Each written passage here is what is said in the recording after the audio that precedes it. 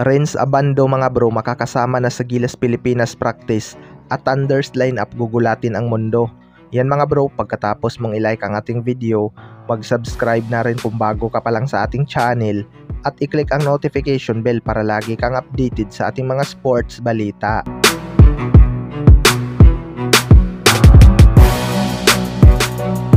So isa nga sa mga pinaka-inaabangang player ng ating national team na Gilas Pilipinas mga bro ay itong si Renz Abando.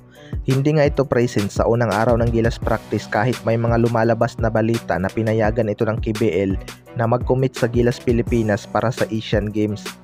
Maraming ang nabitin sa performance ni Renz Abando noong FIBA World Cup mga bro dahil napaka-impressive nga ng kanyang naging performance. Pero inaasahan nga ng marami na bago magsimula ang Asian Games ay makakasama na sa Gilas practice itong si Renz Abando upang makabuo sila ng chemistry at mabigyan ng maraming play itong si Renz Abando. Panigurado hindi naman ito mababangko kay Coach Tim Con dahil gusto nga ni CTC ang mga ganito kasipag na player. Hindi nga ganun kabutas ang depensa ng Gilas kapag may Renz Abando sa loob dahil kaya nga nitong pumutata ng mga matatangkad pa sa kanya. Ibang klase din talaga tumayming itong si Renz Abando mga bro. Parang Scottie Thompson din ito kung lumipad sa ere. Kaya sana ay makasama na ito sa Gilas practice para sa Asian Games. Sa kabilang banda naman mga bro, Thunder's lineup ng Gilas Pilipinas gugulatin ang mundo.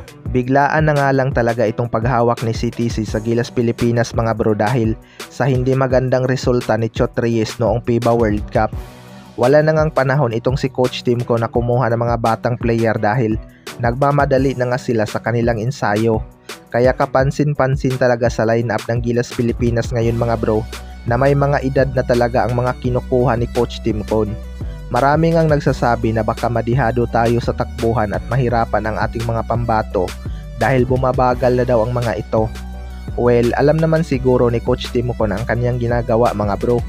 Kulang na din talaga sa preparasyon ng ating national team kaya mas pinili ni CTC ang mga ito dahil mayroon na nga silang mga international experience. Paniguradong gugulatin ng Gilas lineup na ito ang mundo kapag nagawa pa nilang magtapos ng maganda sa Asian Games. Kaya naman nilang makipagsabayan mga bro at paninindigan talaga yan ni Coach Tim Con na hindi siya nagkamali sa pagkuha ng mga player na yan. Isa pa, wala na tayong mahuhugot na mga batang player na kayang lumaro sa Gilas Pilipinas dahil bumalik na nga ang mga ito sa kanilang mother team sa Japan at KBL. Maganda din sana madagdag sa lineup itong mga spot-up shooter natin na sina Marcio Lassiter at Jordan Hiddink. Pero maliit lang talaga ang chance na makuha itong si Hiddink. Kayo mga bro, ano masasabi nyo tungkol dito?